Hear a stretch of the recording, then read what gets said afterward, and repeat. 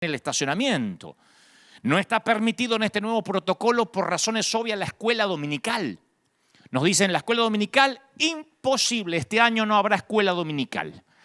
Yo no sé cómo serán otras iglesias, pero aquí las familias tienen muchos niños. Tenemos niños.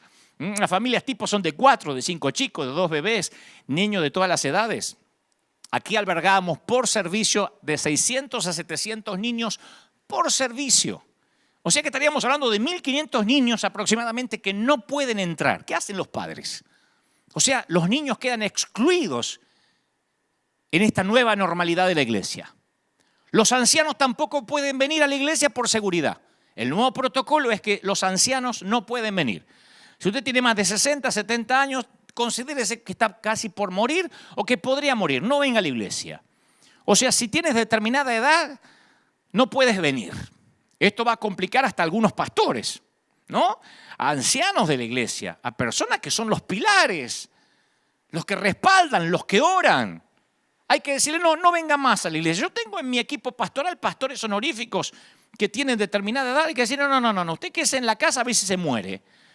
O sea que cuando Joel profetizó que en los postreros días los niños iban a profetizar y los ancianos soñarán, se ve que no tuvo en cuenta la pandemia. Se ve que Joel estaba un poco desactualizado cuando profetizó el Espíritu Santo a través de él. O lo que es peor, el Espíritu Santo estaba desactualizado. El protocolo del Ministerio de Salud dice que está bien, abramos las iglesias, pero no puede haber contacto físico. O sea, no podemos imponer las manos a ningún enfermo. Se ve que cuando el Señor dijo, impondrán sus manos y sanarán, se le escapó el COVID-19. Si hay alguien que me dice, pastor, óreme, yo tengo que decir, no, a ver si nos contaminamos, vamos preso. A ver si se me pega algo. Imagino a un leproso que dijo, si quieres puedes sanarme. Sí quiero, y lo tocó el Señor. Hoy no podemos imponer manos a nadie. Yo no soy un gran imponedor de manos. Siempre lo aclaro, no es que acostumbramos a que todo el mundo pase el altar, pero me preocupa. No digo abrazarnos, pero me preocupa que como pastor tenga prohibido poder bendecir a alguien o imponer las manos sobre la frente de una persona para orar. Y lo que más me choqueó, tenemos que medir la temperatura corporal en la puerta a la gente y al menor indicio que estás enfermo o te duele algo, no puedes entrar a la iglesia que predicamos sanidad. Y te tienes que volver a casa. O sea, que en lugar de poner ujieres a dar la bienvenida y esperarte con un boletín o con una flor o lo que sea, vamos a poner a ujieres con termómetros. Y si tienes un poquito de fiebre o cara de enfermo, te tengo que mandar de vuelta. No puedes entrar a la iglesia donde se predica sanidad. Entonces, ¿de qué vamos a predicar? Yo me siento un hombre sin oficio, sin profesión, sin llamado, con esta nueva normalidad. No podemos orar por los enfermos. Porque si estás enfermo no puedes entrar a ver si tu enfermedad contagia a los demás. Esto puede sonar una rebeldía, una apología. No, yo estoy diciendo porque bajo estas condiciones River Church no quiere, no queremos, no va a funcionar. Estoy esperando a ver qué van a hacer con los equipos grandes de fútbol, de básquet, de handball, con las grandes corporaciones multimillonarias que manejan millones de dólares, porque aún así ellos no pueden operar. Jugarán sin gente, no sé cómo lo van a hacer, como ya empezó en Alemania, pero así no puede funcionar una iglesia, porque que nos digan que no podemos orar por los enfermos, que si está enfermo se tiene que pegar la vuelta, que los niños y los ancianos no pueden entrar, es como decir, vuelve el fútbol pero sin pelota. Vuelvan pero sin Biblia. Esa es la peor persecución de la historia. Esa es la conspiración abierta. Esto sin contar que debemos adorar a Dios todo el servicio y hasta predicar con tapabocas. Y el coro tiene que estar todo separado. Los cantantes con tapabocas. Los músicos separados con un acrílico, como en jaulas de acrílico. Y limpiarnos, claro, los zapatos con cloro en una palangana en la puerta. Si creen que estoy exagerando, Dios sabe que no. Punto por punto es el nuevo protocolo si queremos abrir la iglesia. Y muchos pastores dicen, ok, abramos la iglesia. Con todos esos protocolos, no oremos por los enfermos, no tengamos contacto físico, separemos a la gente, cantemos con tapabocas. Mi pregunta ahora es, ¿qué haría el Señor? Ahora sí hay que preguntarse qué haría el Señor. Porque cuando nos dijeron, tomen precauciones, cuando nos dijeron, esperen porque esta pandemia va a llegar a su pico, hay que bajar la curva, todos obedecimos porque somos ciudadanos de bien. Pero cuando eso se transforma en miedo, el miedo lleva o deviene en control. El miedo permite el control del César. Y yo me pregunto si no estamos dándole al César lo que es de Dios. Se decía que el César era divino en los tiempos del Señor. Las monedas romanas tenían acuñada la imagen del César. Y la inscripción decía Divi Filius, o sea, decía Hijo de Dios. La inscripción de la moneda decía que el César era el Hijo de Dios. Y cualquier israelita consagrado no llevaba esa moneda, porque violaba el mandamiento de no tener imágenes forjadas lejos del Dios que está en los cielos. Y Herodes puso de sumo sacerdote a un colaboracionista, a alguien que estaba inherente al poder, y Roma guardaba la llave del lugar santísimo del templo, y el sacerdote tenía que ir a pedírsela a Roma para entrar una vez al año. Se nos escapa este detalle. Herodes guardó la llave del templo. El gobierno trató de poner bajo llave a un reino que ellos no podían gobernar. Herodes quiso poner, bueno, lo intentó, poner bajo llaves a un reino espiritual. Y un día se acercan al Señor y le dicen, maestro, estos que siempre vienen con las preguntitas trampa. Sabemos que eres un hombre íntegro y que enseñas el camino de Dios de acuerdo a la verdad, que no te dejas influir por nadie. Primero, como dicen en mi país, le doran la píldora, ¿no? Le pasan la manito para querer tocar el ego del Señor, no sabiendo que el Señor ya sabía lo que ellos cavilaban en sus corazones. Sabemos, Señor, que tú no te fijas en las apariencias, así que danos tu opinión. ¿Está permitido pagar los impuestos al César o no? No es simplemente una pregunta técnica, como aquí en Estados Unidos pagamos al IRS, en Argentina le pagamos a DGI, en España le pagamos a Hacienda. No. Aquí había algo más profundo. Un tal Judas, no el Judas que aparece en la Biblia, no los Judas que lleva el nombre, uno de sus libros lleva el nombre, un libro lleva su nombre, ni tampoco el traidor, otro Judas, había hecho una revuelta por los impuestos cuando Jesús era jovencito. Y Roma lo crucificó con sus 2.000 seguidores, dejando las cruces como advertencia de los que se negaban a pagar los impuestos. Así que si Jesús decía sí, paguemos al César, se declaraba como un saduceo, como un colaboracionista, como parte de la integración. Si decía no, Roma tenía disponible otra cruz. Y entonces el Señor dice, hipócritas, ¿por qué me tienden trampas? Muéstrame la moneda para pagar el impuesto. No se pierdan ese detalle. Un detalle que se nos suele escapar. Jesús dijo, muéstrame la moneda, no la conocía. No tenía esa moneda. Porque no creía que el César tenía derecho a que se lo adorara. Y menos una moneda que dijera hijo de Dios. Y es ahí cuando dice la declaración que iba a cambiar el mundo. Denle al César lo que es de César. Y a Dios lo que es de Dios. Y cuando Jesús dijo eso, a diferencia de lo que se cree, que estaba intentando quedar bien con uno y con el otro, como decimos en la jerga, con Dios y con el diablo, porque algunos creen que Jesús ahí, bueno, quedó en la mitad, cumple con Dios y cumple con el gobierno. No, ese es el Jesús domesticado por Hollywood, a pedido de ciertas religiones que necesitaban a alguien que compitiera con Gandhi o con el Dalai Lama. Cuando él dice dar al César lo que es del César y dar a Dios lo que es de Dios, en realidad le estaba firmando su sentencia de muerte. Porque para Roma, decir que había cosas que no eran del César era traición, todo era del César. Roma, el imperio, se adueñó hasta del templo y de la llave del templo. El imperio dijo, como tenían que entrar al templo, que se tenían que lavar con cloro los pies, que tenían que sacar los niños, que los viejos que los dejen morir en la casa, que los viejos ya no vuelvan a la iglesia, que canten con tapaboca, que se separen, que no se quede mucho tiempo, que no se aglomeren y cojo con lo que van a hablar. Porque en el imperio todo era del César, o por lo menos eso intentaba. Así que en este caso yo tengo que decirle al imperio, la iglesia no es de ustedes. La iglesia no es del imperio. ni del imperio americano, ni del imperio latinoamericano. La iglesia no es del Ministerio de Salud Mundial. La iglesia no pertenece a ninguna organización. La iglesia le pertenece a Cristo. No nos pueden decir cuál va a ser la nueva normalidad. No me pueden prohibir orar por los enfermos. Si yo tengo que volver a abrir las puertas de la iglesia impidiendo que los enfermos entren aquí, yo no tendré iglesia. Predicaré de otra forma, saldré a las calles. Pero no podemos tener una iglesia e impedir a la gente enferma que entre para que el sano no se contagie. Proverbios 29:18 dice, el temor del hombre pondrá lazo. Y un lazo es una trampa. Isaías 51:17 nos amonesta, no temáis afrenta de hombres, ni desmayen por sus ultrajes.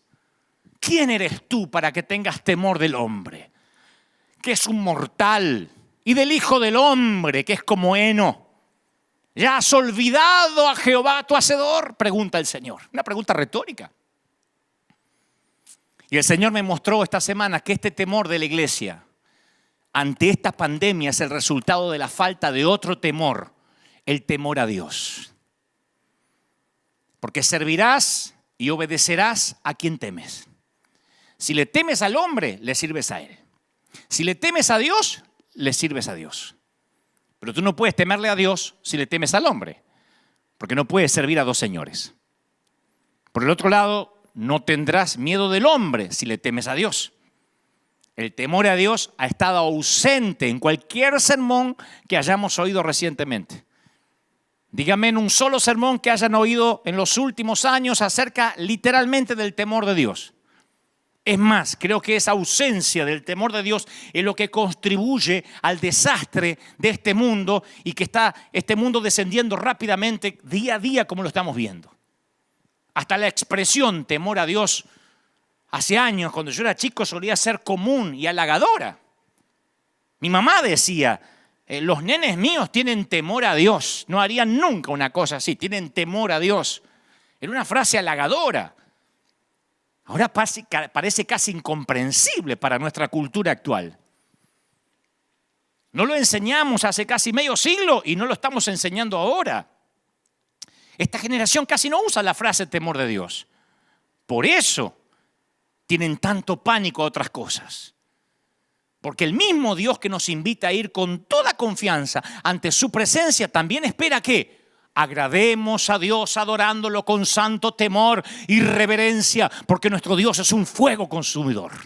Es un fuego que todo lo consume. Hebreos 12:28. El temor de Dios no es una doctrina muerta del Antiguo Testamento, del Dios malhumorado de Génesis a Malaquías. Si amas a Dios, solo le temerás a Él. Tu temor de Dios fagocitará todos los otros temores pequeños. A mí me duele mucho escuchar cuando la gente habla de Dios como si Dios fuera su asistente personal. Su cadete, decimos en algunos países, ¿no? Su secretario, el que le lleva la maleta. Y es alarmante. ¿Cómo se ve esto? Bueno, es alarmante la falta de respeto que yo lo hablaba hace un par de domingos, el domingo pasado, hacia los pastores, hacia los servidores, hacia los líderes. Vayan a cualquier red social, pongan YouTube, esos videos que hablan mal de todo el mundo, no lo hacen los ateos. No lo editan los inconversos ni los brujos. Nuestros enemigos ya no son los brujos. Nuestros enemigos son los propios creyentes, que con creyentes así, ¿quién necesita diablo? Hablan acerca de los siervos de Dios de la misma forma en que los noticieros hablan de los políticos. Y yo sé que capaz que muchos ministros han actuado más como políticos que como hombres de Dios, pero aún así son siervos de Dios y nosotros no nos corresponde ser jueces. Hace poco alguien ateo me dijo, estuve leyendo a alguien que, pues no sé si es ateo, pero por cierto no ha nacido de nuevo. Por ahí cree en Dios a su forma. Y me dice, ¿sabes? Estuve flaco leyendo cómo escriben los evangélicos acerca de otros evangélicos. Dice, jamás había visto una comunidad con tanto odio encima. Si Dios realmente los lee a ustedes, ¿no tienen miedo que los liquide? No me lo preguntó un teólogo, me lo preguntó alguien que quizá va a la iglesia católica una vez al año, si es que va. Me dijo, ¿cuánto odio y resentimiento? ¿Cómo escriben? Dice, ni en los partidos políticos se atacan así. Un ateo sorprendido me hizo acordar aquella historia del pastor que oraba para que se cerrara la licorería que estaba cerca de la iglesia. Y entonces había hecho cadenas de oración para que la licorería, para que el bar donde se juntaban los borrachos del pueblo se cerrara. Y cada vez que pasaba el pastor, imponía las manos así y decía, ciérrate en el nombre del Señor, consúmete en el nombre del Señor, aún delante del dueño ateo, que salía, lo insultaba y el pastor decía, esto se va a cerrar, oraba de la vereda de enfrente. Y un día, en una tormenta eléctrica, cae un rayo encima de la licorería y le quema todo el bar, todo el negocio. Y el dueño se acordó de las oraciones del pastor. Y entonces le hace una demanda, lo lleva a la corte. Lo lleva a la corte, dice, se me quemó el bar, la licorería, porque cayó un rayo, porque el pastor oró para que eso pasara. Y el pastor dijo, no, este caso lo tengo ganado. Porque cuando se presentó dijo, yo no tengo nada que ver, yo no manejo la lluvia, yo no manejo las tormentas eléctricas, yo no tengo nada que ver, yo lo único que hacía es orar, pero yo no tengo nada que ver. Y el juez dijo, esto es increíble. Tengo ante mí a un ateo que cree en el poder de la oración. Y a un pastor que no cree que su oración haya producido algo. Yo siempre me acuerdo de esa historia, cuando un ateo me dice, increíble ustedes, ¿no tienen miedo que Dios los liquide? Porque creo que hasta hasta los que no conocen a Dios tienen más temor de Dios que muchos que sí lo conocemos. Cuando le tenemos temor a Dios, respetamos las personas y los siervos que Él pone. Y esto no es una defensa hacia mí, porque yo ya estoy en otra liga en el sentido de que de verdad no me importa. Yo ya pasé esas materias. Pero a veces me apena como muchos consiervos son atacados, como la gente puede ser tan visceral para hablar. David no levantó su mano contra el rey Saúl, aún después de que Saúl matara a 85 sacerdotes del Señor. Imagínense. Si mañana sale un pastor y mata a otros 85 pastores.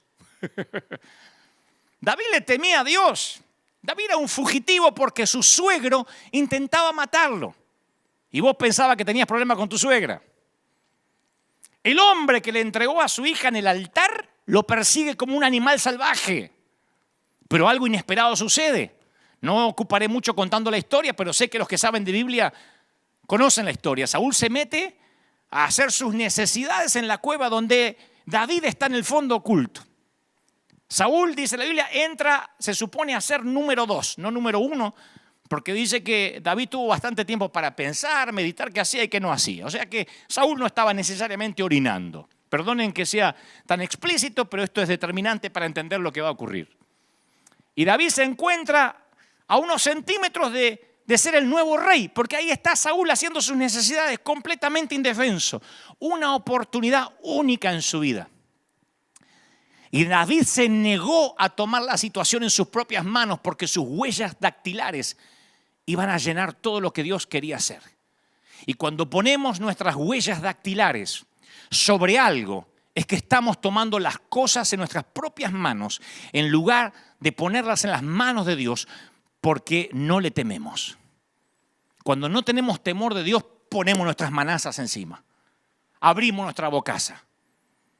Cuando yo recuerdo los momentos más decisivos de mi vida, los momentos en que Dios me bendijo más, los puntos de inflexión donde yo pasé de un nivel a otro, son aquellos en los cuales no aparecen mis huellas dactilares por ninguna parte. Solo Dios abrió las puertas.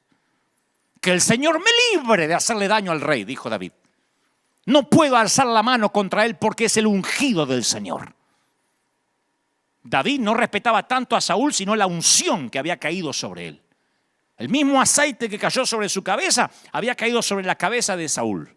De este modo David hasta contuvo a sus hombres y no les permitió que atacaran a Saúl. Su enemigo, que lo perseguía como un animal salvaje. David solo le cortó el borde de su manto. Y ese momento es tan épico como cuando enfrentó a Goliat. Esto debería estar en las ilustraciones de los libritos de la escuela dominical. Porque es más difícil no matar a Saúl que matar a Goliat. Matar a Goliat es un acto de poder que sí podía hacer. No matar a Saúl es un acto de fuerza de voluntad. Por temor al Dios que lo ungió, no hacer lo que sí podía hacer. No hacer lo que sí podía hacer. Y la fuerza de voluntad es la forma más pura del poder. La cruz es un ejemplo de esa clase de poder. Porque el poder de Jesús era impresionante. Sanaba enfermos, resucitaba muertos. Pero lo que me dio vida eterna no fue la resurrección de Lázaro. Lo que a mí me dio vida eterna fue no fue lo que él podía hacer. Lo que me transformó fue lo que habría podido hacer, pero decidió no hacer. ¿Me explico? Dijo Jesús, ¿crees que no puedo acudir a mi Padre? Y al instante no pondría a mi disposición más de 12 legiones de ángeles. Una legión romana era una unidad militar que constaba de 6.000 soldados. Jesús estaba diciendo que si quería, hacía así, y su Padre le mandaba 72.000 ángeles a su favor. Eso no es solamente amor. No fue el poder del imperio romano lo que mantuvo a Jesús en la cruz. Fue su fuerza de voluntad. El Señor se deleita en los que le temen, dice el Salmo 147:11. Génesis 20 cuenta la historia de la mentira de Abraham en cuanto a su esposa Sara. A algunos se les perdió esta historia, pero ahí están las escrituras. En un momento Abraham tiene miedo y afirma que Sara era su hermana en lugar de su mujer. El problema es que estaba entre gente peligrosa y tenía una esposa muy linda. Y él creía que el rey Abimelech lo iba a matar para agregar esa esposa a su harem, por lo que Abraham miente, esperando que el engaño le salve el pellejo. Y Sara se salva de la deshonra solamente porque Dios se le aparece en sueños a Abimelech y le revela la verdadera identidad, que era la mujer, no la hermana. Y entonces Abimelech se enoja y quiere que Abraham le dé una explicación. Le dice, ¿por qué Abraham? Che, ¿por qué? Bueno, no sé si dijo che, pero capaz que empezó ahí el acento argentino. ¿Por qué me engañaste? Y Abraham dice una frase que a mí me conmueve hasta el día de hoy. Te engañé porque ciertamente yo sé que este es un lugar donde no hay temor de Dios. No le tenemos miedo a lo que no conocemos. Si no conoces a Dios, no le tienes temor. Por eso los pequeños tocan el fuego la primera vez. Los nenes todos hemos tocado una estufa caliente alguna vez. La gente que no conoce a Dios es lógico que no le tenga temor. Por eso no vacila en actuar de manera inmoral. Pero en Romanos 3, el apóstol Pablo nos da un listado largo de quejas acerca de gente impía y la concluye en el versículo 18 citando el Salmo 36. No tienen temor de Dios en absoluto. Yo entiendo que no tenga a Cristo no tenga temor de Dios. Pero los que tenemos a Cristo, los que hemos nacido de nuevo. Un pastor hace poco me decía, olvídate de tener temor de Dios, pensá nomás en tener a tu mamá viva. Me decía este pastor, mi mamá no me dejaría a mí hablar mal de otro consiervo, aún con la edad que tengo. Tengo casi 60 años y si mi mamá me viera escribir algo en una red social de otro consiervo, me dice, ¿qué está haciendo mi hijo? Yo no lo crié para eso. ¿Por qué no se dedica a predicar a lo que Dios lo llamó? ¿O qué cree que yo lo llevé a la escuela dominical para que usted ande hablando mal de los demás, de los siervos de Dios? Aún nuestra madre no nos dejaría hablar mal de otros. Imagínate a Dios. Pero este no es un mensaje para defender ministros. Este es un mensaje para entender por qué César le metió tanto miedo, por qué el gobierno, independientemente de cuál sea el país, le metió tanto miedo a través de los medios de comunicación, por qué esta pandemia mediática le metió tanto miedo a los que se supone que nunca debimos haber tenido miedo. Muchos describen a Jesús como alguien tierno, compasivo. Él era y es todo eso. Pero ese no es todo el cuadro. El Jesús que tomó un látigo y por sí solo sacó del templo a una masa de mercaderes ladrones, parece que quedó en el olvido. Más tarde los líderes judíos llegaron a arrestar a nuestro Señor diciendo que buscaban a Jesús de Nazaret. Y cuando Jesús dijo, yo soy, dice, todos retrocedieron y cayeron al suelo. Juan 18:6. Lo único que dijo es, me buscan, yo soy. Y todo el mundo retrocedió y cayó. Con Jesús. No estoy hablando del Dios del antiguo pacto que se presentó ante Moisés. En la pesca milagrosa, cuando Simón Pedro se dio cuenta de lo que sucedió, que le llenó la red de peces, cayó de rodillas delante de Jesús y le dijo, Señor, aléjate de mí, soy demasiado pecador. Estoy demasiado pecador para estar cerca de ti. La historia está en Lucas 5, 8. El temor es una respuesta natural del que es imperfecto ante el que es perfecto. Del estropeado y del que está roto ante aquel que está entero. Del que está contaminado ante el puro. Del impotente ante el poderoso. Y creo que hemos perdido nuestro sentido de lo mucho que nuestro pecado nos separa de Dios. Sí, yo sé lo que es la gracia, yo soy un predicador de la gracia. Pero no nos olvidemos que cuando nos encontramos ante Él, es como tener un cuerpo encorvado, envejecido, manchado y tener que estar desnudo frente a la persona más bella que existe. Este es el punto, señores. Cuando tememos a Dios, nuestro temor hacia otras cosas y personas comienzan a disminuir. Los temores grandes, aunque tengan nombre de pandemia y nos den la cifra de muertos todos los días como si fuera la cotización de la bolsa, los temores grandes hacen que los temores pequeños desaparezcan siempre. Podemos pasar nuestros días preocupándonos por una multitud de boberías, pero deja que la palabra cáncer se mencione en la misma oración con tu nombre y todas las ansiedades diarias desaparecen en la nube de un temor más grande. Dios, por supuesto, no es una fuerza malévola como el cáncer. Pero eso significa que cuando nuestros temores menores son absorbidos por el temor a Dios, nuestra vida cobra seguridad.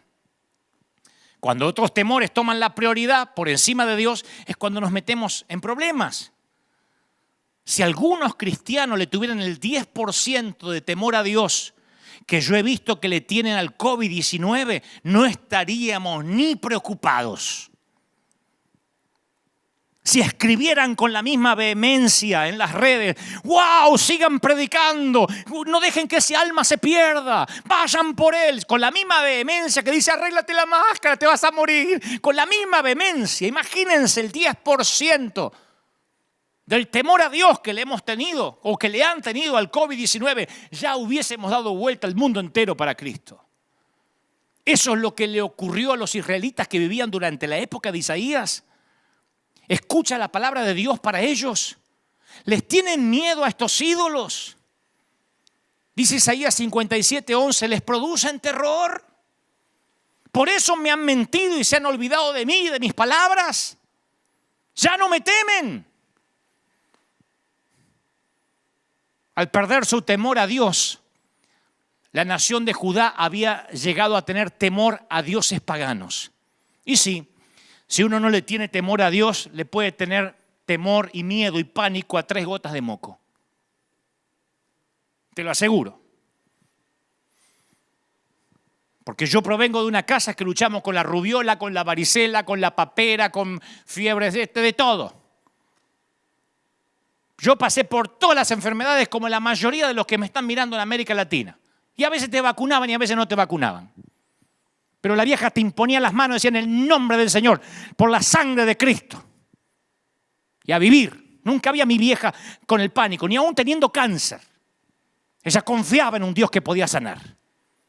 Ahora están pensando algunos, ¿pero es posible amar a Dios y tenerle temor al mismo tiempo? Sí.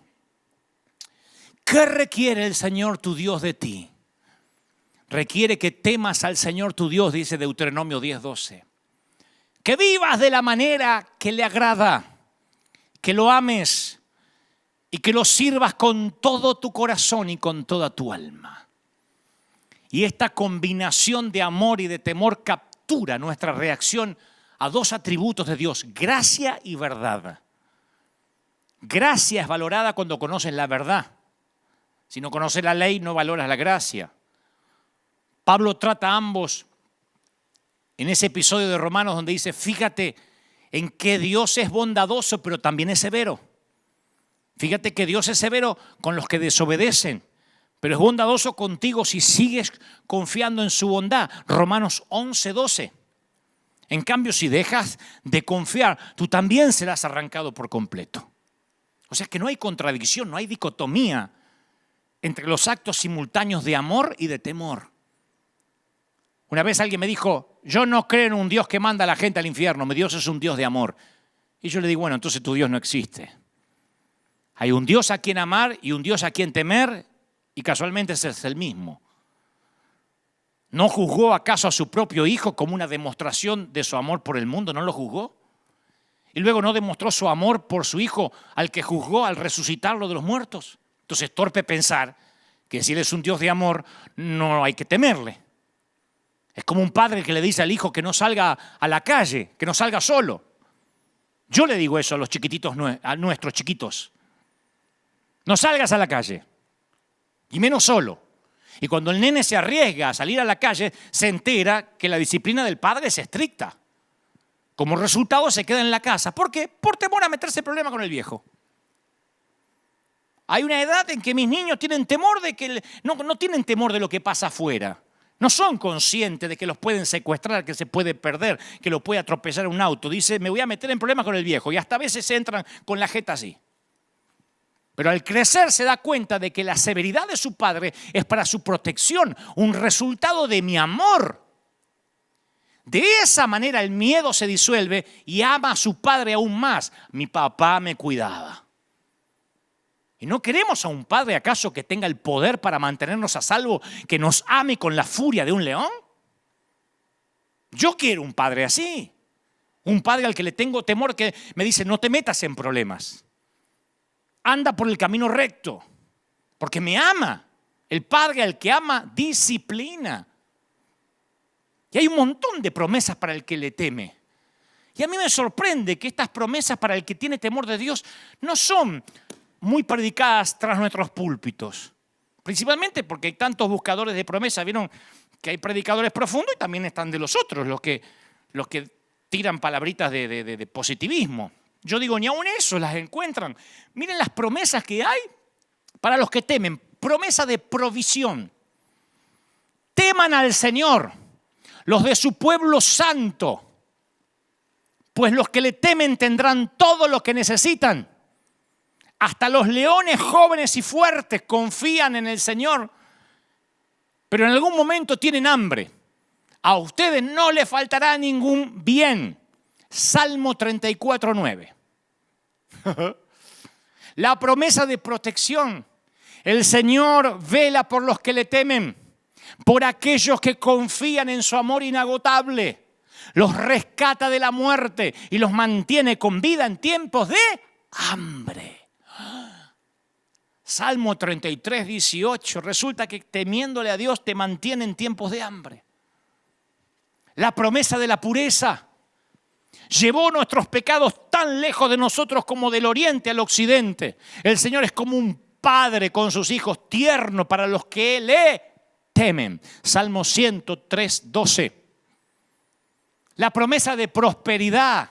Qué feliz es el que teme al Señor. Todo el que sigue sus caminos gozará del fruto de su trabajo. Qué feliz y próspero será. Esa es la bendición para los que le temen. Salmo 128:14. Días prolongados. El temor del Señor prolonga la vida, pero los años de los perversos serán truncados. Proverbio 10:27. Y hasta el profeta Malaquías dice que Dios guarda las palabras de los que temen al Señor en un rollo de memorias. Como que tiene una grabadora y ahí va guardando las palabras de los que temen. Los que temían al Señor hablaron entre sí y el Señor escuchó lo que dijeron. Y lo escribió en un rollo de memoria para registrar los nombres de los que temían al Señor. Malaquías 3:16. La promesa de la perpetuidad, de que lo que hagas permanezca. Oh, si tuvieras un corazón así, si estuvieras dispuesto a obedecerme y a temerme, entonces te iría bien a ti y a tus hijos. Deuteronomio 5:29. Yo digo, ¿por qué no predicamos más acerca del temor de Dios cuando tantas promesas son inherentes? Ocurren. No hay que orar por prosperidad, no hay que orar por perpetuidad, no hay que orar por nada casi teniendo temor de Dios. Hay que orar por amor. Ahora, ¿es posible aprender a tener temor a Dios? La Biblia dice que sí podemos. Cuando él se preparaba para darle su ley a Israel, le instruyó a Moisés y le dijo: convoca al pueblo que se presente delante de mí y yo mismo los voy a instruir y aprenderán a temerme y le enseñarán a sus hijos para que me teman. Deuteronomio 4:10. Qué lindo que nuestros hijos tengan temor de Dios. ¿No tenés miedo que tu hijo meta la pata, que ande teniendo sexo por ahí, que salga a robar, que se meta en drogas? No. Mi hijo fue criado en el temor de Dios. Antes de hacer algo, él tiene temor de Dios. No hay que controlarlo, no hay que ver no hay que ponerle una aplicación en el celular para ver dónde va, no hay que ponerle filtros en internet, tiene temor de Dios. Así nos criaron a nosotros. A nosotros no tenían manera de seguirnos si no había celular. No teníamos los recursos que tienen nuestros hijos, pero no había manera de controlarnos. Lo único que podían es afirmarnos en el temor de Dios, no en el miedo, el temor de Dios. El rey David escribió: vengan, hijos míos, y escuchen, y les enseñaré a temer al Señor. Salmo 34:11. Las últimas palabras que alguien dice antes de su muerte frecuentemente se consideran de mucho significado. Y con eso en mente considera las últimas palabras del rey David. ¿Tú sabes cuáles fueron las últimas palabras del rey David? Si tuviéramos que poner alguna frase en su epitafio, serían estas palabras. Está en segunda libro de Samuel, capítulo 23, versículo 3. ¿Habrá un justo que gobierne entre los hombres, que gobierne en el temor de Dios? Esas fueron las últimas palabras de David. ¿Habrá un justo que gobierne con temor de Dios? Imagina si nuestros presidentes tuvieran temor de Dios. Nuestros diputados, nuestros senadores, todos esos politiqueros que están por ahí dando vueltas, si tuvieran temor de Dios, si el filtro fuera el temor a Dios. Ahora, ¿qué hacemos nosotros? Les exigimos a ellos que son ateos lo que nosotros no tenemos. Nos enojamos cuando un presidente promueve la ley del aborto y decimos: no tiene temor de Dios. Cuando nosotros tampoco tenemos temor de Dios al levantar falsos testimonios contra hombres de Dios. Me dice un ateo: ¿cómo se odian entre ustedes? Y a mí me da vergüenza hablarle: ¿y tú no tienes temor de Dios? Y me diría: si ustedes tampoco lo tienen. Queremos que los ateos teman cuando yo mismo, en este país, vi como muchos cristianos, voy a hablar de este país, no sé lo que será en América Latina, pero queremos que los inconversos tengan temor de Dios. Y yo en este país he visto como muchos cristianos a veces dejaban de venir los domingos porque les salía un trabajito, una chambita de $50 al día. ¿No viniste el domingo? No, es que hay que aprovechar para trabajar. Me salió $50, tengo que trabajar. Pastor, tengo que trabajar. ¿Y dónde están tus $50 ahora? ¿De qué te sirven? Por 50 mugrosos dólares hay gente que dejó de congregarse. $20 algunos. Algunos pensarán en algunos países: eso es plata acá. A donde sea, aunque sean $100. He visto como otros cristianos, por una comida del Día de la Madre, por un partido del Mundial, porque jugaba el Chivas y el América, faltaban al servicio. Aquí en el River Arena, gente que se suponía era fiel, un día dejaba de venir. Le preguntabas: ¿qué pasó? ¿Te enfermaste? No, es que estaba el partido. Y ahora que no hay fútbol, dice: ay, cómo extrañamos los servicios. No son todos, gracias a Dios. La mayoría son fieles. Pero yo he visto mucha gente que el hilo más delgado, era la iglesia. Yo vengo de una generación a la que no se le ocurría faltar un culto. Yo vengo de una generación que te tomabas 3, 4 colectivos o buses o como se diga para ir a congregarte con lluvia. Estuvieras enfermo, no. Ahora el nene tiene una tosecita y el hilo más delgado es la iglesia. ¿No viniste? No, es que el nene se levantó con catarro, hizo... Entonces dije: no voy para no contagiar. ¿De verdad? La falta de temor de Dios cambia las prioridades. El que tiene temor de Dios aprovechó. El que tuvo temor de Dios aprovechó los servicios. No faltó a ningún servicio mientras pudo. Estuvo. Yo hace 10 años que no falto un domingo aquí. Y si alguna vez no llegué, que fueron 2 veces, es porque estaba haciendo un superclásico en Argentina y por razones horarias no tenía avión para llegar. Y estuve aquí cada domingo con dolor de muelas, con piedras en los riñones, con fiebre. La gente ni se enteró. Siempre aquí con una sonrisa. Porque yo siempre decía, hoy podría ser el último domingo. Y fíjense, un día de marzo fue el último domingo. Y no sabemos cómo vamos a volver, porque yo, tomándole la temperatura a la gente y echando a los enfermos a que se vuelvan a la casa y dejando a los viejos que se mueran en casa y no dejando entrar niños, no voy a abrir las puertas de River.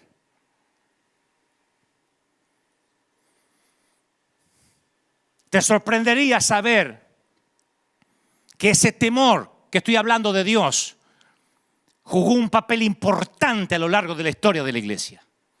Las épocas de espectacular avivamiento espiritual siempre se iniciaron con una renovación del temor a Dios. Vemos evidencia de esto en Hechos capítulo 5. Un hombre y su esposa traen una ofrenda de una parcela de terreno que habían vendido. No era la cantidad total que habían recibido de la venta, pero ellos quisieron que pareciera de esa forma. Nadie les pidió traigan el total. Hubiesen dicho trajimos la mitad de la venta y quedaban como señoritos ingleses. Pero los tipos dijeron, traemos la mitad y vamos a hacer de cuenta que traemos todo para parecer buenos ante la vista de otros creyentes. Y honraron la apariencia sobre la verdad. Y no tuvieron temor a Dios, le tenían temor al hombre, al líder. Trajeron la ofrenda, mintieron y cayeron muertos. Está en el Nuevo Testamento, en la nueva dispensación de la gracia. Murieron porque mintieron en la presencia de la gloria de Dios. Y dice, y vino un gran temor sobre toda la iglesia y sobre todos los que oyeron estas cosas, Hechos 5:11. No estoy enojado. Nada más estoy transmitiendo lo que creo Dios puso en mi corazón. Yo te voy a decir por qué creo que este virus, por sobre todas las cosas, reveló la falta de temor de Dios en gran parte de la iglesia. Cuando Dios está quieto, nuestros corazones son revelados. Y Dios estos días, estas últimas semanas, parece haber retenido su gloria para probarnos. ¿Somos reverentes aún cuando su presencia no se manifiesta? Porque cuando Dios separó el mar rojo y lo llevó a través de la tierra seca, ellos cantaron, danzaron y gritaron por la victoria. Sin embargo, unos pocos días después, cuando su tremendo poder no era aparente y la comida y la bebida escaseaban, se quejaron contra Dios. Llegó una suerte de pandemia, de hambre, como va a venir ahora, Aquí en Estados Unidos hay casi 30 millones de desempleados y estoy hablando de uno de los países, se supone, más poderosos del mundo. Prepárate, iglesia, porque viene una pandemia de hambre. Ya hay una pandemia de suicidio, de femicidios. Hay la locura de que en países como en Argentina han soltado violadores, presos, para que no se agarren el coronavirus, los mandan de vuelta a que se metan en la sociedad. Hasta violadores volvieron a convivir con el niño violado para evitar que se contaminaran por temor. Lo que se viene es mucho peor de lo que hemos vivido. Esto es un ensayo, una prueba. Muchas veces estos días me dijeron, ¿será que esto es un ensayo para lo que va a venir? El nuevo orden mundial. Ni necesitamos ser tan escatológicos. Ni necesitamos buscar los símbolos de Juan en Patmos. Esto se ve claro, como el agua. Hemos llegado algunos de nosotros a ser como niños caprichosos que no tienen reverencia por sus padres. Y si nosotros no crecemos en el temor del Señor, corremos el riesgo de llegar a tratar como algo común las cosas que Él considera santas, como Ananías y Zafira, esta pareja que murió por tomarse como ordinario las cosas que eran puras. Y todos nos hemos convertido expertos en la bondad de Dios. Yo soy un gran predicador. Cuando digo gran no es que sea bueno comparado con otros, digo un predicador que usa mucho su dialéctica para hablar de la bondad de Dios. Pero no solo la bondad de Dios es la que hay que considerar. Una persona que solo considera las bondades y la gracia de Dios abandona el temor y le gana el orgullo y la mundanalidad. De la misma forma que el que solo se queda atrapado en el temor de Dios y no en su amor, entonces cae en el legalismo. Son ambos, el amor y el temor de Dios, los que nos guardan por la senda estrecha. Yo quiero señalar algo que pasa desapercibido para la mayoría de la gente. Dios instruyó tanto a Moisés como a Aarón, que era su segundo a bordo, para que subiesen a la montaña. Moisés subió, pero por alguna razón encontramos en las Escrituras que Aarón regresó al campamento. Esto es algo que se nos pasa por alto a la mayoría. Capaz que Aarón regresó porque estaba más cómodo en la presencia de los otros creyentes que en la presencia de Dios. Digo, ¿no nos parecemos en esto? Nuestras iglesias actuales no se parecen mucho a Aarón, que estamos muchos cómodos yendo a la iglesia, teniendo comunión con otros cristianos y manteniéndonos ocupados con las tareas del ministerio más que con el Señor. Evitamos estar solo en la presencia del Señor, en lugar de eso nos rodeamos de gente, nos rodeamos de actividades, deseando que eso esconda nuestro vacío.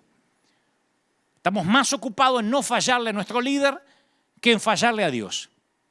Como cuento siempre la historia, nuestra iglesia conoce la historia porque la conté un par de veces ya, o más de un par de veces, de la mujer que estaba barriendo la iglesia, una cristiana, por supuesto, que barría, era una voluntaria que barría la iglesia, barría el templo. Estaba sola, no la ve nadie, mira para un lado, para el otro y mete toda la basura debajo de la alfombra. Y se escucha una voz fuerte que dice, yo vi lo que hiciste. Y la mujer aterrada grita, ¿quién es? ¿Quién es? Y le dice, soy Dios. Y la mujer dice, ay, qué susto, pensé que era mi apóstol. Yo pienso que Aarón tendría el síndrome de esta barredora. Ay, pensé que era el pastor. Pensé que le iba a fallar al líder. Menos mal que era Dios. Y Josué, por el otro lado, tenía un corazón que buscaba a Dios. Quería estar tan cerca de Dios como le fuera posible. Permaneció al pie de la montaña por 40 días mientras Moisés estaba con Dios. Estuvo tan cerca como pudo, sin llegar a donde solo Moisés y Aarón habían sido invitados. Y mientras que Josué esperaba en la montaña, el pueblo en el campamento crecía en inquietud. Porque cuando uno se queda en estos momentos de pandemia, crece la inquietud. Claro, estaban en una tierra extraña. Su líder se había ido por más de un mes y Dios no se había revelado todavía. Entonces empezaron a cuestionar a Dios, a Moisés. Viendo, dice la Biblia, el pueblo que Moisés tardaba en descender del monte, se acercaron a Aarón. A Aarón, el segundo a bordo de Moisés. Mirá lo cara rota que eran estos tipos. Pero acá hay un cara rota peor. Un cara de piedra peor. Se acercan a Aarón y le dicen, mira, Moisés está tardando mucho. ¿Por qué no nos haces dioses? Para que vayan delante de nosotros. ¿Por qué este varón que nos sacó de Egipto ya no va a volver? Y no sabemos qué le haya pasado. La historia está en Éxodo 32. Claro, ahora Dios estaba quieto. Y la verdadera naturaleza de los que no tenían temor a Dios quedó expuesta. Porque fácilmente podemos temer a Dios mientras Él está haciendo milagros y demostraciones de su poder. Con iglesia llena somos todos Messi. O el Chicharito. O Suárez, qué sé yo. Con la iglesia llena todo el mundo dice, ¿cuánto están contentos? ¿Cuánto están felices? Y a su nombre, dígale que está a su lado. ¡Aleluya! ¡Ah! Todos están llenos de poder. Con templos cerrados cambia la cosa. Dios está buscando por aquellos que son temerosos de Él cuando aún no perciben su poder, cuando los templos están cerrados, como los niños que obedecen a sus padres cuando sus padres no lo están mirando. ¿No es esa la verdadera obediencia? Cuando nadie está alrededor para verificar. ¿No es la obediencia que nos pedían nuestros padres? Mi mamá me decía, pórtese bien cuando yo no esté, porque si usted se porta mal, la que pasa vergüenza soy yo. Mamá estaba más interesada en que yo me portara bien cuando ella no estaba que cuando estaba presente. Porque eso hablaba de ella, que me había criado bien. Y ahora parece que Dios desapareció. Está en la montaña con Moisés. O parece que Dios desapareció, dio vuelta la cara y nos permitió la pandemia. Dios le dice a Israel, no he guardado silencio desde tiempos antiguos y ustedes nunca me han temido. Isaías 57:11.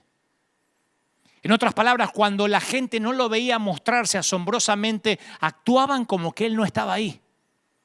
Y yo he visto, y ustedes también, a muchos en esta pandemia, actuar como que Dios no está acá. o que está durmiendo la siesta, o que a Dios se les descontroló todo. El silencio de Dios de hace casi más de 2 o 3 meses expuso las verdaderas motivaciones del corazón y la legitimidad de cierta gente. Es una pandemia.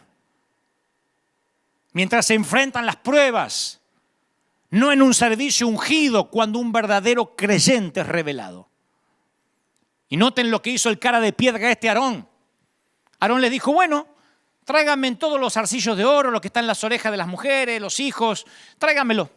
Entonces todo el pueblo apartó los zarcillos de oro que tenían en sus orejas, lo que tenían en las muñecas. Se lo trajeron a Aarón y él le dio forma, dice la Biblia, de buril, e hizo un becerro de fundición. Entonces dijeron, Israel, estos son sus dioses que los sacaron de Egipto. ¡Aarón! ¡Aarón, che! ¡Aarón! Porque se nos va eso de la Biblia, como que el becerro lo hizo un ateo endemoniado. ¡Aarón, el copastor! Dijo, acá tienen el becerro que lo sacó de Egipto. ¿De verdad? Con el botín de Egipto hicieron un ídolo fuera de la bendición de Dios. Pero aún es más alarmante que Aarón, el que no fue a la montaña, hizo el ídolo, le dio forma. Y Aarón le dio forma.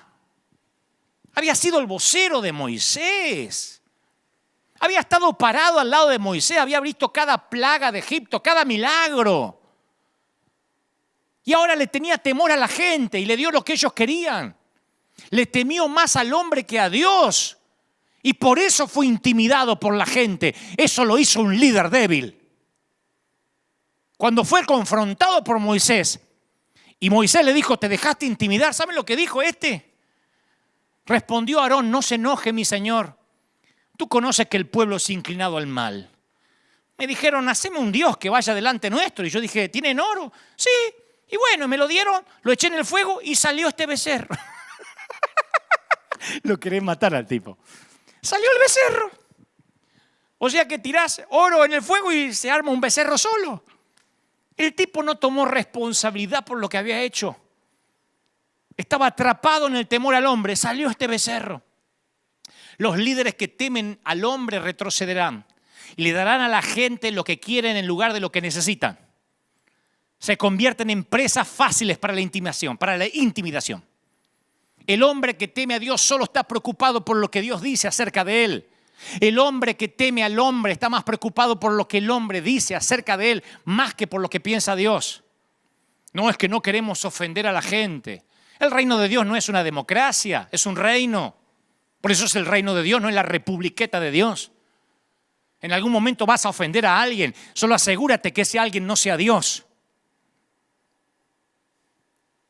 Quizás los hombres de David se ofendieron porque David no mató a Saúl cuando lo tenía en la cueva ahí, haciendo número 2 y posiblemente estreñido de vientre. Porque tuvo tiempo hasta de cortarle parte de su túnica. Pero David dijo, yo no voy a tocar al ungido. Saúl solo quería cuidar su reputación. Eso fue aquello que los diferenció siempre con David. Hay 2 versículos que reflejan la inseguridad de Saúl. Dice Samuel 14, 1 Samuel 14:35. Y luego salió Saúl y construyó un altar al Señor. Fue el primer altar que levantó y el último. Una sola vez le reconoció que las victorias que tenía eran de Dios. Al capítulo siguiente, al capítulo 15, cambia todo. Capítulo del primer libro de Samuel, capítulo 15, dice, y Saúl salió a Carmel y se levantó un monumento. Un capítulo atrás el tipo levantó un altar a Dios. Un capítulo después se levantó un monumento para él. En algún momento Saúl dejó de construir altares a Dios para comenzar a construir altares a sí mismo. ¿Me permite que te haga una pregunta franca porque yo me la hago también? ¿Le estás edificando altares a Dios o estás levantándote altares o monumentos a ti mismo? ¿Qué reputación te importa más? ¿La tuya o la de Dios? Un conocido predicador dijo alguna vez, si yo no me atribuyo la gloria, tampoco voy a tener que cargar con la culpa. Es una manera maravillosa para ser líder. Así, yo tengo muchos defectos, pero así yo lidero acá hace 10 años. Yo no me hago cargo. Si la gente deja de venir, si la iglesia no es mía, la iglesia es de Cristo. Yo no se la tuve que devolver, nunca la tuve. Así que no me adueño ni de los que no vienen, ni me adueño de los que sí vienen. No me asigno los aplausos ni las derrotas, ni los abucheos. Por eso las críticas no me hacen nada, porque los aplausos tampoco me hacen nada.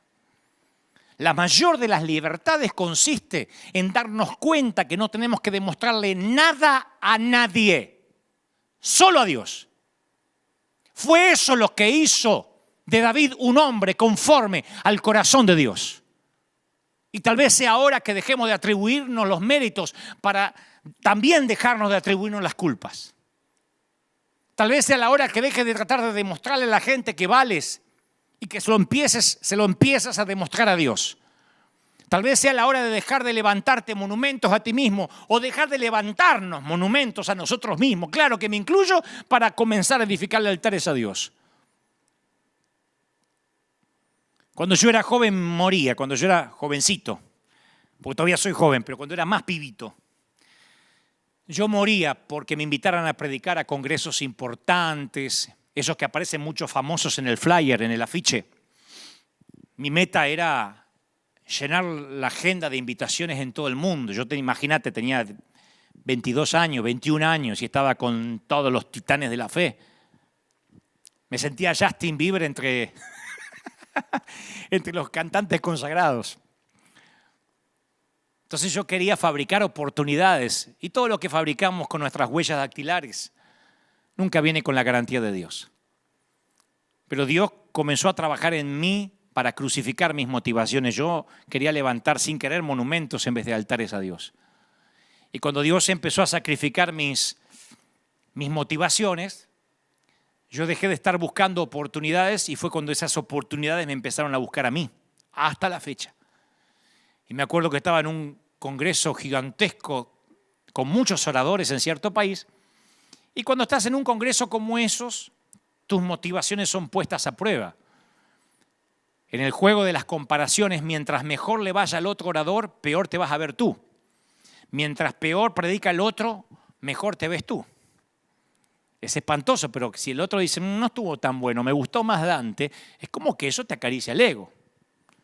Si dice, Dante estuvo bueno, pero el que vino después, ¡qué unción! Entonces, si eres inseguro, te toca, ¿no? Yo siempre, sin querer, no quería que al otro le fuera demasiado bien. No que le fuera mal, pero que tampoco le vaya muy bien, porque me dejaba mal parado, yo estaba empezando. No me gustaba estar a la sombra de alguien. Y codiciaba los elogios de la gente por mi inseguridad. Y recuerdo que luego de una oratoria en un gran congreso, pasa detrás mío un ungidísimo hombre de Dios que luego nos hicimos amigos y hasta me terminó invitando a su congregación en su país. Pero pasó detrás mío y me destrozó. Me liquidó. Faltaba que dijera Dante Miguel Gebel. Dijo, esos muchachitos argentinos que se creen chistosos y esto y lo otro. Tú puedes hacer muchos chistes de suegra, pero si no tienes el poder de Dios, me liquidó. No sé si en el espíritu, en la carne, pero me liquidó. Y el anfitrión que me había invitado, estaba sentado al lado mío, me acuerdo que me pone la mano en la rodilla y me dice, flaco, no te preocupes, estas cosas pasan. Ya vas a aprender. Menos mal que aprendí cuando tenía 21. Y ahora que tengo ahora que tengo unos años más, ya aprendí. La raíz del temor del hombre es el amor a uno mismo. Cuando amas tu vida, buscas salvarla. Entonces serás intimidado por cualquier cosa que te amenace. Otro orador, una cuarentena, un virus, lo que sea. Una persona que le teme al hombre ofenderá al único que no ve a fin de no ofender a los que sí ve. Ofenderá al único que no ve a fin de no ofender al que sí ve. Jesús exhortó, amigos, no tengan miedo o temor a los que matan el cuerpo, porque nada más pueden hacer. Ahí está, ese es el versículo clave para la pandemia. No tengan temor a los que matan el cuerpo, porque es lo único que pueden hacer. Yo les enseñaré a quien deben temer, Lucas 12:4. Temed a quien después de haber quitado la vida tiene poder para echarte en el infierno. Sí os digo, a ese temed. Más clarito, manzanitas. Voy a terminar con esto. Contrastaré rápido a dos reyes.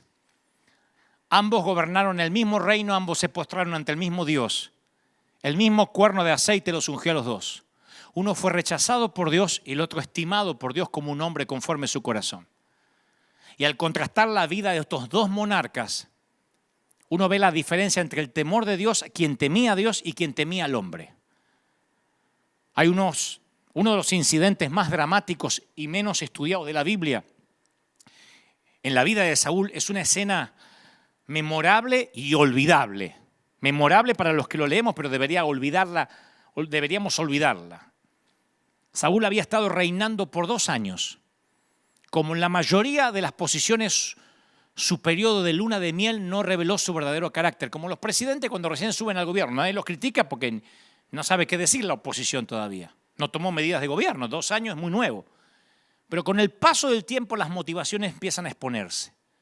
Y dice la Biblia que mientras que Saúl estaba en Micmax con sus prestigiosos guerreros, los filisteos se reunieron para pelear contra él. En 1 Samuel 13:5. Era el ejército más fuerte que Saúl había enfrentado. El enemigo tenía 30.000 hombres, 6.000 hombres a caballos y la multitud era comparada a la arena que está a la orilla del mar. Enfrentar 30.000 carros es como enfrentar en la actualidad 30.000 tanques de guerra. Era una vista intimidante para Saúl. Y atemorizados, los soldados de Saúl empiezan a desertar, se meten en las cuevas, en la fosa, en los peñascos, en las rocas, en las cisternas. Estaban abrumados. Y Samuel había recibido una orden del Señor, el profeta, diciéndole que no haga nada, no ataque ni se defienda hasta que llegue él, que era el profeta, y presente una ofrenda.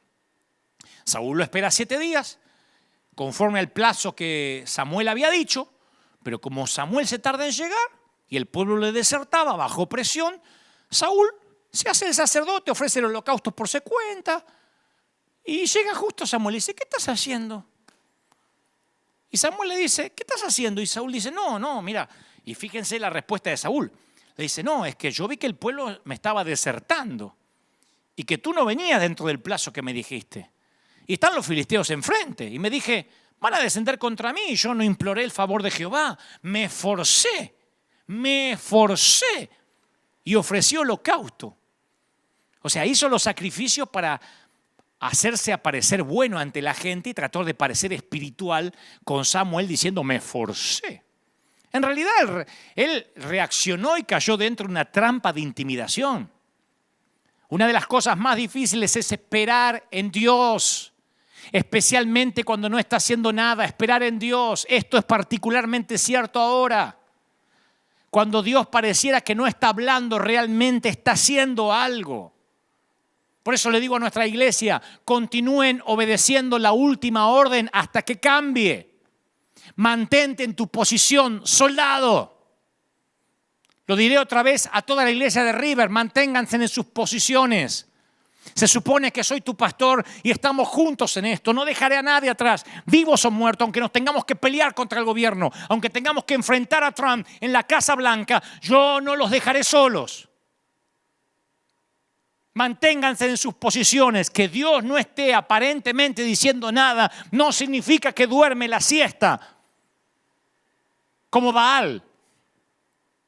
Así que después que Samuel lo reprende, pronuncia este juicio sobre Saúl. Tu reino no va a ser duradero. Jehová se buscó un hombre conforme al corazón de él y lo designó para que sea príncipe sobre su pueblo, porque tú no guardaste una orden. Saúl construyó una historia en desobediencia en situaciones de gran presión. En otro incidente parecido, se dio a los deseos del pueblo de tomar el botín de guerra de una ciudad que Dios había ordenado destruir totalmente. No quería perder nunca el favor del pueblo. Yo he pecado, dijo Saúl, y quebranté las palabras porque consentí la voz del pueblo. Y Samuel dice, pero otra vez Saúl, escuchando al pueblo. Y más adelante dice, sí, yo sé, yo pequé, pero por favor, hónrame delante de los hombres. 1 Samuel 15:30, cabezón, hónrame delante de los hombres. Sí, yo pequé, pero por favor, no me retes delante de la gente porque pierdo intención de votos. Yo pensé que la dictadura empezó un poco más acá, en Cuba o en Venezuela. repetidamente Saúl transgredió porque tenía miedo al hombre. Y esto sucede con frecuencia con líderes que son inseguros. Muchos en estas cuarentenas se han sentido completamente solos. Creo que Dios permite que esto suceda. Y Él no lo provoca porque no es el autor del mal. Yo lo dije desde el primer mensaje que hablamos de la pandemia. Pero Él se refrenará de intervenir porque tiene un propósito en estos tiempos de desesperación. Y a propósito del César en los tiempos de Roma, yo estuve pensando mucho qué vamos a hacer como River. Porque yo me considero un hombre que teme a Dios. Entonces tuve que ver en las Escrituras, en los tiempos de Roma, cuando el Señor dice al César lo que es del César y a Dios lo que es de Dios. Lo dijo cuando eso era una declaración de guerra, porque todo se suponía era del César. Había tres maneras de reaccionar ante el gobierno del Imperio Romano. Los celotes, que decidieron rebelarse, ir contra la ley. Ellos querían derrocar a los romanos por la fuerza. Eran terroristas, disidentes del gobierno de facto. Y los metían presos por faltar a la ley y no impactar a nadie. Yo no voy a ser un celote en este tiempo. No me voy a hacer meter preso. No voy a permitir que por una torpeza mía, por infringir la ley, termine arruinándose un propósito divino. No en este momento. Había otra manera de reaccionar en los tiempos de Roma, los esenios. No se los menciona en la Biblia, pero en los libros históricos se los reconoce a los esenios como la comunidad que se retiró por completo para tener una vida de pureza. Dormían en cuevas, tipo los menonitas. Eran austeros, creía que ellos iban a heredar el reino a través de la pureza. Tampoco impactaron a nadie. El Señor no fue un esenio y yo tampoco pretendo ser uno, no me voy a retirar. Yo no voy a correr y meterme en una cueva hasta que esto pase. Estaban los saduceos, la tercera manera de reaccionar, que se integraron al sistema muertos de miedo. Ellos estaban interesados en el reino, aquí y ahora, lo que podamos. Si no puedes vencerlos, únete a ellos. Y trabajaban como cobradores de impuestos, mostraban lealtad al César, cambiaban de Dios. Esos no tenían problemas. Le decían, a partir de ahora no entran más ancianos a la iglesia. Perfecto. No queremos niños, ¿está bien? No habrá niños. Siempre había de esos aceptando todo lo que el César decía. Jesús dijo, la violencia como los celotes no es el camino. No voy a pelear contra la ley. La retirada como los esenios no es el camino. No voy a huir. La integración como los saduceos no es el camino. No voy a rendirme. Y abrió un cuarto camino. Hay cosas que no son del César. Hay cosas que ni siquiera le competen a él. Herodes puede tener la llave del templo y el sacerdote tiene que ir a pedírsela una vez al año, pero no tendrá la llave Herodes del reino de Dios. Porque en eso consiste el reino de Dios, en no tenerle miedo a los césares y estar por encima de ellos de su control del miedo. Yo no estoy diciendo te faltará la ley.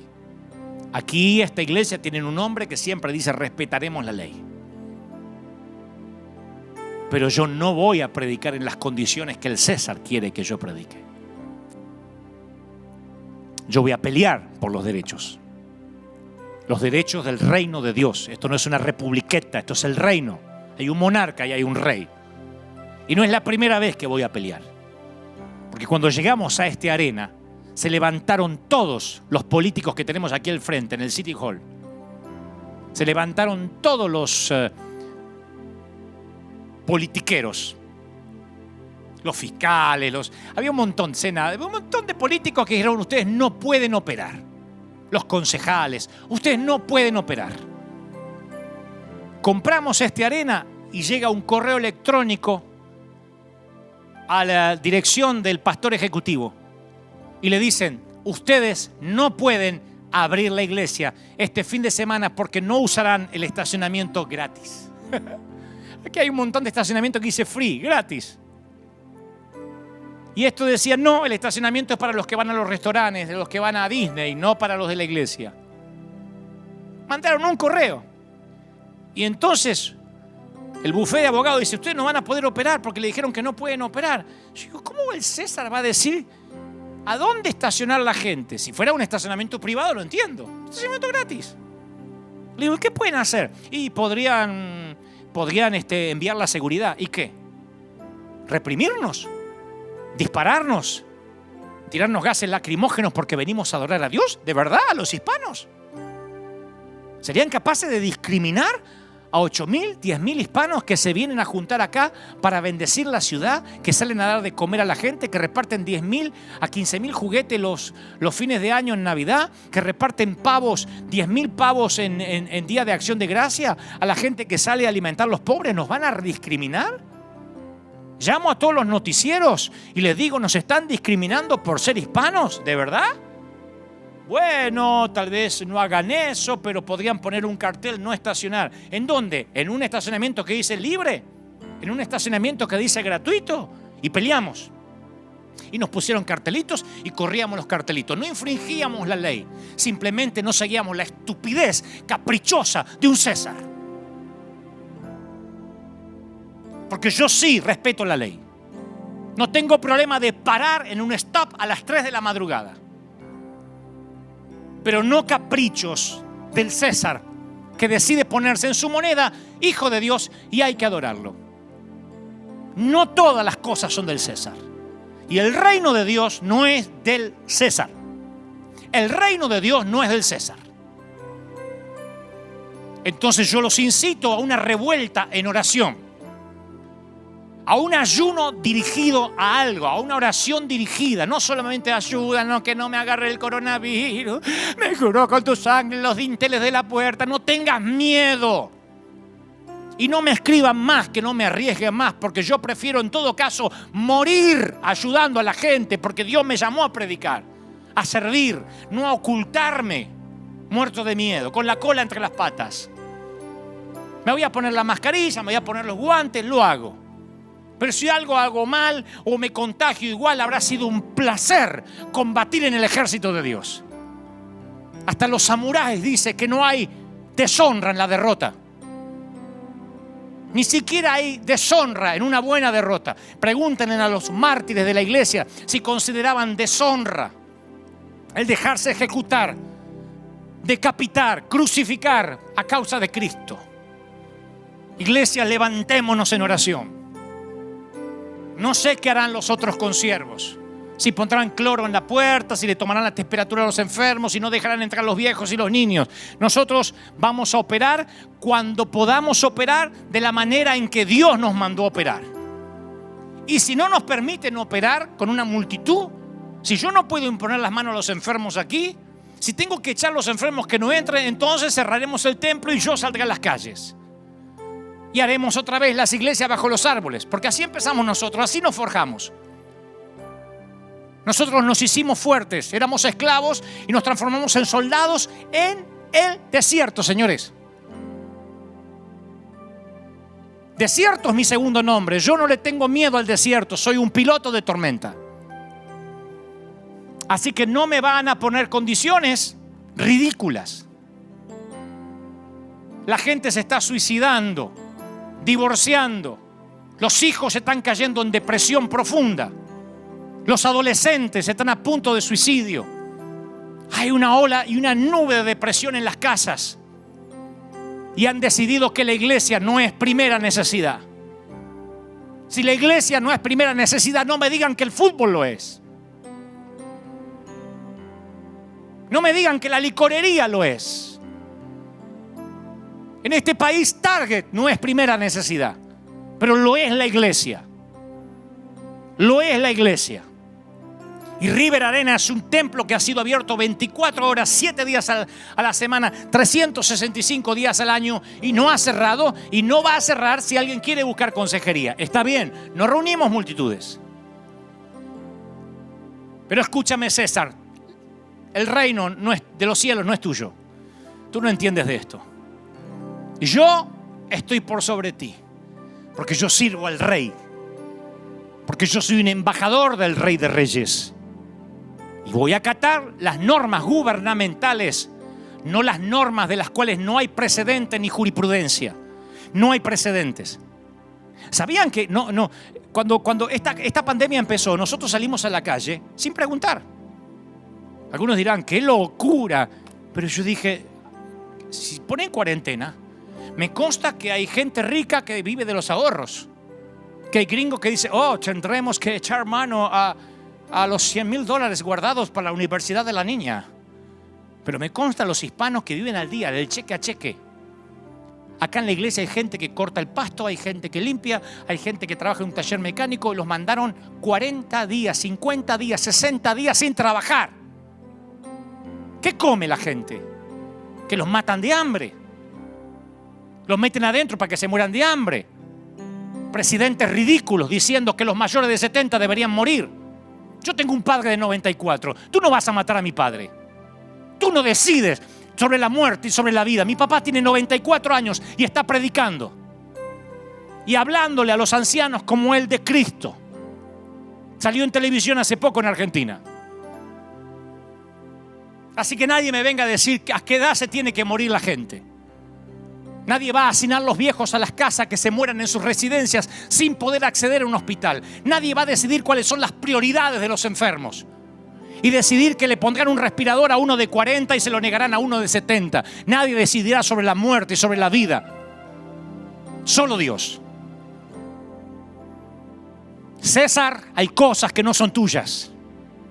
Y la iglesia se va a levantar, se tiene que levantar. Como sea, aquí en las calles, donde sea. Nos convocaremos en los parques, pero allí estaremos orando por los enfermos. Y si Cristo tocó a los leprosos, yo voy a imponer las manos hasta que el Señor cambie la orden. Cuando me diga no les imponga más la mano, Dante, no te arriesgues. Manda a un Judas que lo haga, entonces mandaré a un Judas. Mientras que me diga, pondrán las manos sobre los enfermos y los enfermos sanarán. Entonces pondré las manos hasta tanto se me cambie la orden. Levantémonos en oración, iglesia. Levantémonos como un ejército. Levantémonos orando, clamando a Dios. Yo también quiero abrir las puertas del templo. Me encanta predicar con gente. Pero no lo haré bajo las condiciones del César. Vamos a pelear por los derechos del reino. Vamos a decir que Dios nos mandó a ser esenciales. El mundo gime por la manifestación de los hijos de Dios. Salgamos y demostremos que somos luz, que somos sal, porque la luz no se oculta debajo de un almud. Porque la sal, si no sirve para salar, pierde su sabor, pierde su sentido, su propósito. Oro por los que están por primera vez, oro por los que se sumaron hace poco. Te incito a una revuelta de oración. Te incito a ser alguien que provoque al Dios de los cielos, que le tape la boca a los que quieren tapar la iglesia, a los que quieren decirnos que no nos acerquemos a la gente, a los que dicen que los niños no pueden entrar a la iglesia ni habrá escuela dominical para ellos. Vamos a orar. No saben lo que ocurre cuando 2 o 3 se ponen de acuerdo en un mismo propósito. Yo no sé si la pandemia es todo mentira, parte de verdad. No entraré en ese detalle, no me corresponde ahora. No sé si es verdadera, me consta que hay gente que vio partir a sus seres queridos y hay muchos muertos y hay otros tantos que puede ser conspiración, no lo sé. Al cabo es irrelevante a lo que estamos hablando. Nosotros salvamos vidas. Cuando la pandemia comenzó, dijimos salgamos a salvar vidas, salgamos a dar de comer a la gente y salimos. Y alguien me dijo, ¿y si nos detienen? Que nos lleven presos por darle de comer a la gente. Diremos a los noticieros, tenemos comida. Y nos están metiendo presos por ayudar a los que se están muriendo de hambre. Yo golpeo las puertas, yo no mando gente, yo golpeo las puertas de la gente. Y acá te sale una mamá con 5 chiquititos, así, una escalerita. Que te dice, ay, trajo leche, ay, mis nenes no comen hace 3 días. Anda a explicarle que la cuarentena y el nuevo orden y para que no contagiar. Si yo tengo con mi nene que se muere de hambre, yo salgo a trabajar de lo que sea. Aún a riesgo de que yo me agarre el virus. Reaccionemos, iglesia. Las cosas ya no van a ser como antes. Esto no va a volver a la normalidad como antes. El mundo ha cambiado tal como lo conocemos. Y si nosotros le tenemos temor al hombre, nunca le tendremos temor a Dios. Pero si le temes a Dios, no le tienes miedo a más nada. Padre, gracias por esta mañana. Bendigo tu salida, tu entrada, tu acostarte, tu levantarte. Gracias por estar ahí. Suelto esta palabra profética a los rincones del mundo, a las 4 esquinas del mundo. Suelto esta palabra para que un viento de otra parte llegue, para que la gente reaccione. No tengas miedo. Iglesia, salgan a bendecir. Los que sí pueden, los que no están en cuarentena, los que se abrieron parcialmente, vayan, pidan permisos o salgan a dar de comer a la gente. Y si hay que correr un riesgo, ¡córranlo! Pero no se muevan de la asignación que Dios los puso. Somos un ejército, no somos borregos asustados. Somos un ejército. Ejército del escuadrón divino. Comandantes en jefe del escuadrón divino. Batallón del ejército de Dios. Firme, no aflojen. No se muevan de ahí hasta nuevo aviso. Que Dios te bendiga. Que Dios te guarde. Que Dios haga resplandecer su rostro sobre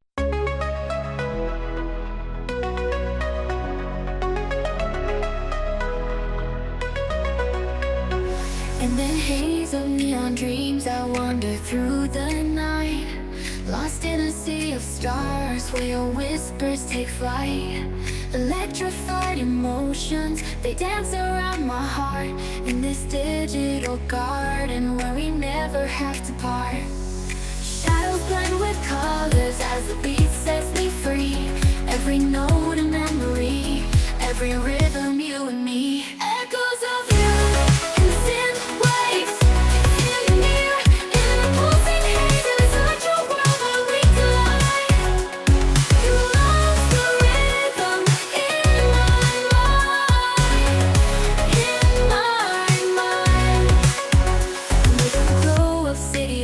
Our shadows intertwine in this kaleidoscope of love where the past and future align. With every step I take, I feel your presence strong, and this digital symphony where our hearts belong. Shadows blend with colors as the beat sets me free. Every note a memory, every rhythm you and me. Echoes of you.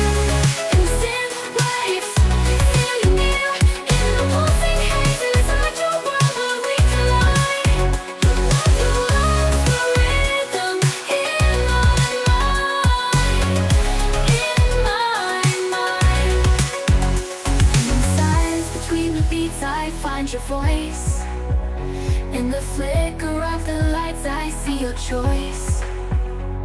Together in this dream we'll never fade. In the echoes of our love we'll always stay. Echoes of you.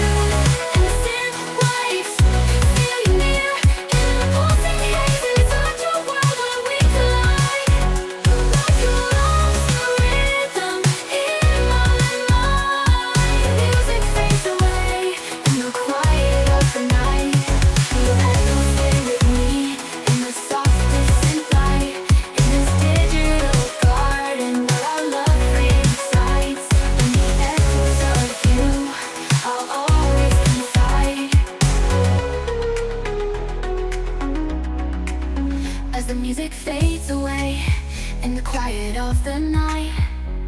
Your echoes stay with me in the softest.